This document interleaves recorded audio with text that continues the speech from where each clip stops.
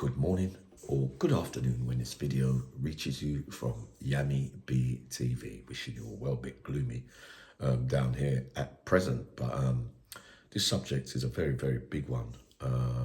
It's a subject matter that we've covered on Yami B TV a few times with the personal stories of a man that I met in the category A's, Paul Massey. Rest in peace, right? Now, interesting developments here.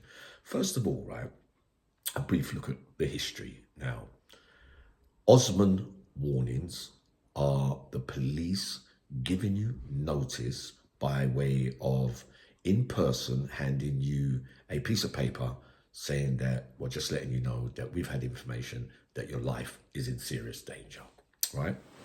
Now, with all my experiences, you have to hand that notice to the person in question whose life is believed to be in danger.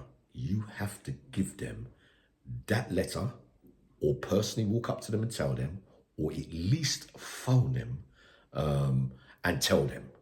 Not no third party, his missus, forgot her name, no put it through a letterbox, none of that, right? That's the way that I know the Osman warnings, because it is very, very serious. Now, the history was that he got his first one, I believe, in 2012. Now, when Paul Massey got that first Osman warning, right, he took precautions. He was very wary, and the man that I met in prison over a number of years is used to danger and was always a man who reminded me of, he was always alert to danger because of the life that he had led, which many of us who lived a life like I did, and I've told you many times that you have to be on your guard, because it is a life that, you know, where you're involved in badness can come and reach you back at any time, right? So he took precautions in 2012. Now, the interesting thing is that because there's no suggestion, so I'm hearing, that the police gave it, that Osman warning, the latter one, before his death, yeah, personally. The arguments are that they said, well, his fingerprints were on the notice. Hold on 1 minute. So then that clearly shows to me that you didn't give it to him personally. You didn't speak to him on the phone, because you would have the name of those police officers who made contact with Paul Massey, right? So I'm talking hypothetically here on the information that I have received, yeah? Now, 6 days before Paul Massey got murdered, right, he was at a fun fair with his grandchildren. There is no way, absolute way, no way with the man that I know would be, if he had the knowledge that there was a new threat to his life, a new Osman warning to his life, would be putting his grandkids on offer. It is really, really, really improbable and probably impossible for a man that I watched for a number of years, right? So he wouldn't have, he would seem to have not have had a care in the world.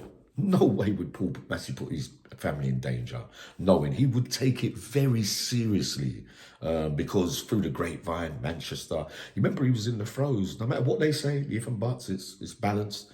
But he was in the process of changing his life, and there will be a few people that were upset probably that he was getting away from the bad life that he had led. The evidence is there, clear to see, for the Salford Mayor thing and that kind of stuff, right? His lovely daughter, Kelly, says, well, the fingerprints on there, she smells a rat, right? So the other coroner in the court says this is a bit of a conspiracy theory, but Mr. Walsh, the other one, says no, he smells, and that they've got to do another inquest. I'm thinking, hold on 1 minute.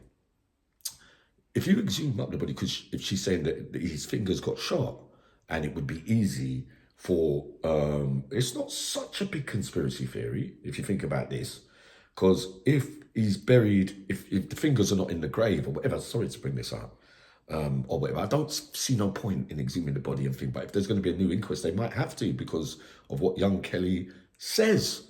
You know what I mean? Because if they're saying the fingerprints on there, then they have to produce evidence. But we know that movable objects, it is not feasible. Because if you haven't done your job properly, and you know if it's Greater Manchester Police, if you haven't, not throwing no bad light on them, but if they know that they didn't give him that Osman warning personally, then when he gets shot and murdered, they will have to, they'll be thinking, well, hold on, how are we gonna, because we didn't do our job in the right way, right? To put it mildly, okay?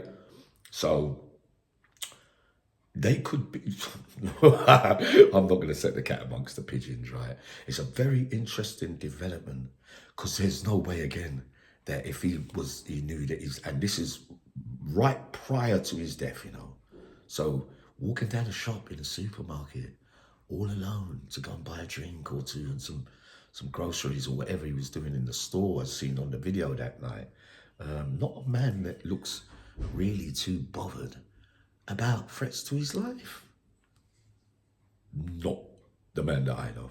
No, I'm just saying. Yami BTV says that we believe that there's got to be another inquest. So there's another coroner, as I've just mentioned, Mr. Walsh, who believes that you have to reopen it because, as far as I know, unless you lot correct me, for an Osman warning, you have to deliver it personally, and it will be logged down to who delivered it. And that's fact. You have to follow the narrative when you're issuing such things. Either way, if you didn't, it's a massive, massive mistake, and something would have to be done about it, all right? Coming back up in a minute, more videos.